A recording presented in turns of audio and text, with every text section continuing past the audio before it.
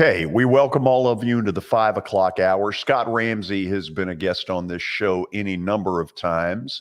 I'm looking for the right word to describe Gary, but Gary is in Atlanta, what Scott Ramsey is in Nashville. He's the president and the CEO of the Peach Bowl, has done a terrific job down there. They've got a kickoff weekend doubleheader that is going to be tremendous. Georgia, Oregon on Saturday, Clemson, Georgia Tech on Monday night. Gary, how are you? I'm doing great. I'm not sure Scott would appreciate being labeled the same as me. He does a much better job there in Nashville. Well, you guys have gotten it going down there. Talk to me about the decision to do two different games the opening weekend, which is Labor Day weekend. Sure. Well, we started the game to kick off the season on Saturdays, and then we talked with the ACC, who have an exclusive TV slot in their deal with ESPN on Monday night Labor Day, and we said when it makes sense, we'd love to do a second game to help you out. And Georgia Tech, give credit to Todd Stansbury and Jeff Collins. They wanted to open up in Mercedes-Benz Stadium against Clemson, and so we've got a game Saturday night that sold out with Georgia, Oregon, ranked number 3 and number 10, and then number 5 Clemson is a sellout against Georgia Tech to open the ACC season. So 2 sellouts. Great way to kick off the college football season. And then at the end of the year, we'll end the season with the CFP semifinal with number 1 against number 4, number 2 against number 3. We'll get to that, Gary, in just a minute. But am I right? Tennessee will play. They've done so in the past. They played Georgia Tech on a Monday night of Labor Day weekend. And now you've got them back in a couple of years, don't you? Yeah, we have Tennessee coming in 2025. They'll play Syracuse. So we'll stay with our ACC SEC matchup. That year we'll also have Virginia Tech against South Carolina. So 2 games again on in 2025. Scott has talked a lot about what the bowl game does for Nashville in a week that used to traditionally be the most dead week of the tourism year right after Christmas. What does this weekend in Atlanta, this Labor Day weekend, do for tourism in your city? Well, when we started the kickoff game, it was Labor Day was really non-existent from a tourism perspective. Then when we started the Chick-fil-A kickoff game, NASCAR put its race on the same weekend. And then subsequent to that, Dragon Con came in. So we were the most diversified city in America on Labor Day weekend with Dragon Con, with NASCAR, and with college football. And I still remember our game, I think it was 2009. We had game day come into Centennial Olympic Park, and the parade for Dragon Con was going on in Peachtree Avenue. And Don came 12 stormtroopers marching into game day, and the game day guys just went nuts, saying, "What the heck is going on here?" But we were the city of diversity for many years. Now NASCAR has moved off that date, but Dragon Con and college football still coexist. And don't forget the Braves. My beloved Braves are also at home that weekend. Well, I had to get Braves that in love it. Yeah, you're right. The Braves love it because they market to both our fan bases to stay the night and come to the Braves game the next day. Gary, I'm going to get to the college football playoff part of this, and Watson Brown is going to help me with this in a minute. Your gut feeling in a crystal ball, where is all this headed in the next 3 to 5 years? The whole number of playoff teams, that kind of stuff.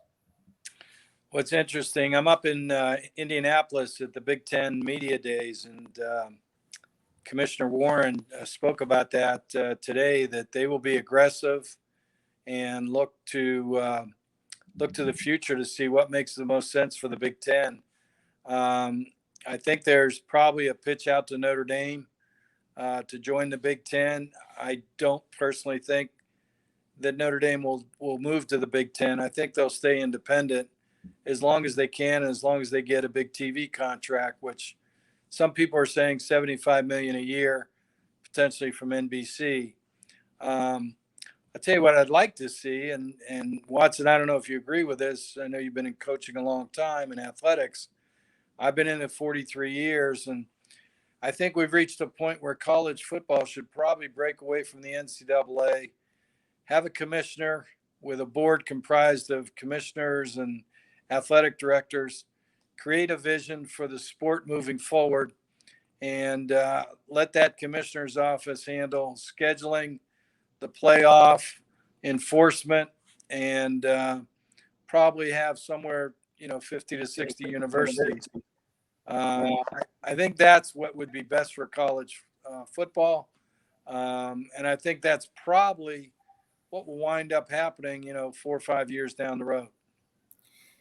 Gary, I 100% agree with you. I've said that this show, or not this show, but another show a year ago, and especially for the Power Fives. I think that needs to be, and I might throw the Group of Fives in there. I'd have a different commissioner for the FCS schools and a different commissioner for the Division II and Division III schools. But I do think football needs to break away from the NCAA. When the BCS was formed, Gary, basically to me, that's when it kind of broke away anyway. And the dollars aren't going through the NCAA near like it used to be. And so I'm with you 100%. And the quicker that we do that, Gary, to me, the better off college football is going to be, because right now the NCAA is just basically, to me, throwing up their hands. They don't know what to do with this through Congress and these different things. I think they've just kind of washed their hands, and it's the wild, wild west, and we've got to get this under control. And what a better way to get it under control, Gary, and I'd like you to comment on it, see what you say about this, is through football people that know this sport well. And I apologize. I didn't want to interrupt Watson, but I can't hear him. Uh-oh. I think I had a call coming in that may have took Watson off the line there. Gary, he, first of all, said he totally agrees with you and thinks that football people need to be the ones making football decisions. And I'll kind of let you take it from there. I know Watson was saying something that was very intelligent, but I couldn't hear him. As opposed to the host of the show. I don't know if he agreed with me with not on the commissioner and breaking away from the NCAA, but I think that's what would be in the best interest right now. And not to denigrate presidents, but right now the presidents have too much on their plate. They don't know football and all the intricacies, nor should they. But they're in a leadership position, so they can't create a vision. And unfortunately, it's kind of left us where we are right now with all these situations going on in college sports. But I just think if we had a focus, and really I believe the same thing in basketball. Men's and women's basketball should have a commissioner. I think Olympic sports should have a commissioner, and college baseball. And they should all have their own board that works together to create the vision and the enforcement and the scheduling and the playoff schedule for those sports. Gary, I said when you couldn't hear me, 100% agree with you. I've been saying this for over a year since all this broke. And I think it even ought to be broke down any more than that. There ought to be a FBS commissioner, and maybe throw the Group of Five with the FBS, but an FCS commissioner, a Division II and a Division III commissioner, because their issues are totally different, Gary, than the FBS guys are.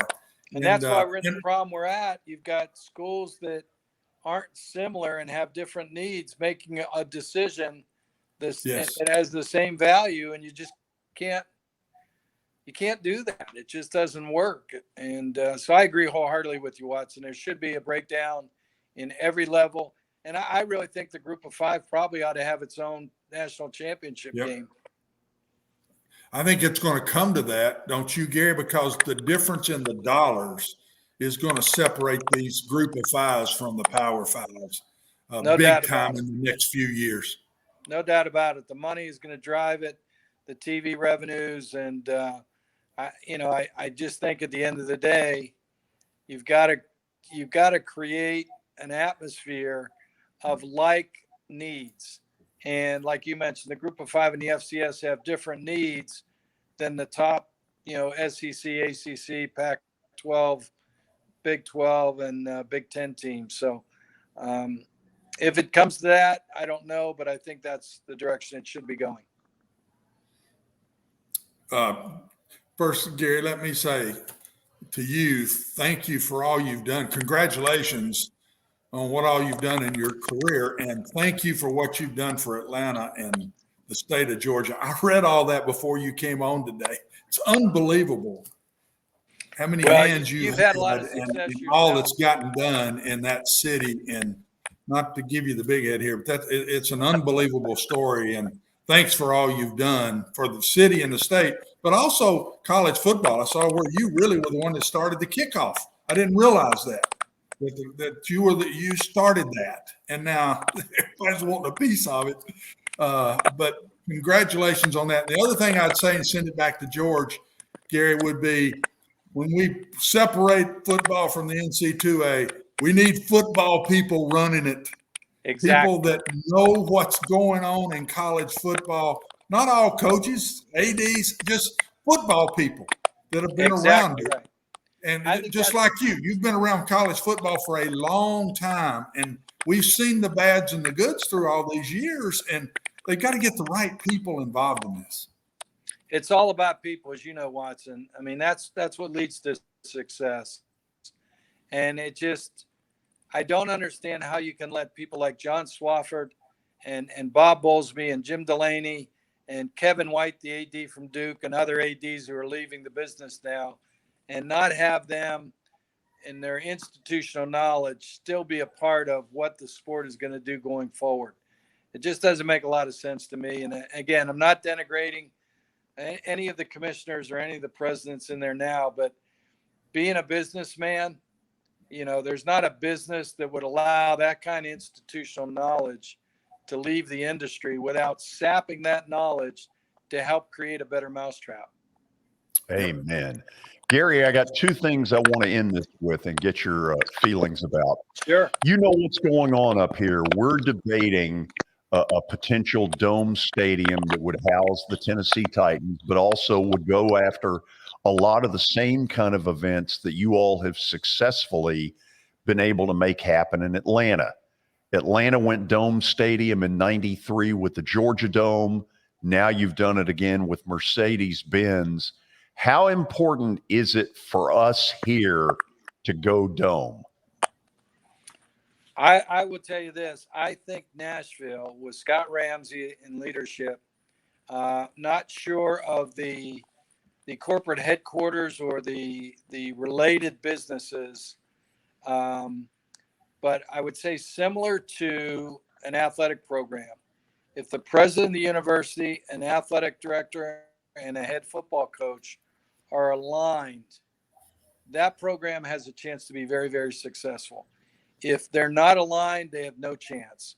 I would say in Nashville, with Scott Ramsey's leadership, and with if the right business leadership is in Nashville, I think Nashville is a sleeping giant, and it's not really sleeping anymore. I think a lot of people are knowing a lot more about Nashville, and I think if you had a dome stadium, you would be unbelievably competitive with whether it's World Cups, Super Bowls, Final Fours, all the things that Atlanta has been able to attract. Nashville would be in the line to get those same type of events in the future. Last thing I want to ask you, you guys brought it up earlier, the whole idea of the group of five breaking off and having their own football national championship. Are the TV networks willing to pony up good enough money for that to make sense? Well, I would put it this way. It would give them an opportunity. I don't think the opportunity is going to exist in an expanded playoff. It's limited right now. Cincinnati broke the barrier. And we had Cincinnati against Georgia 2 years ago to set up what they ultimately did this year, beating Notre Dame at Notre Dame and getting into the playoff. But you've got Cincinnati and BYU and Houston and UCF all leaving the group of five now to join the Big 12. So I think the group of five, number one, college football is the second most favored sport from a fan avidity standpoint in the country, second only to the NFL. So college football, drives viewership. And I think the group of five, branded and marketed the right way, as we talked about, with its own commissioner and a strategy going forward, I think their playoff would do very, very well on TV, and they would have a great market. And when you're playing for a national championship, I think it means a lot more to your brand and your market than if you're maybe getting in one slot out of a 12-team playoff, if that's how CFP expands. I just think they'd have a better chance of having more marketability than they would if it's just one team getting into a 12-team playoff. Gary, when your group put out this press release last week, I jumped at the opportunity to get you on because I knew this would be good stuff. I can't thank you enough for taking the time to do this, and go Brave. Well, thank you so much for having me. I really enjoyed the conversation. Watson, congratulations on a great career. And I love your brother, Mac, as well. And thank you for the Brown brothers and for the Brown parents for creating you two and for you having so much success in college football. Well, Gary, thanks, man. And keep going, because you're a big help and a big piece of all this as it goes forward. So thanks again, and just keep fighting the fight, because you're on the right track. Well, thank you. Appreciate you guys. And anytime, during the season, if you do this again, would love to join you again. You know what? We're going to take you up on that offer, Gary. Thank you so much. Thank you.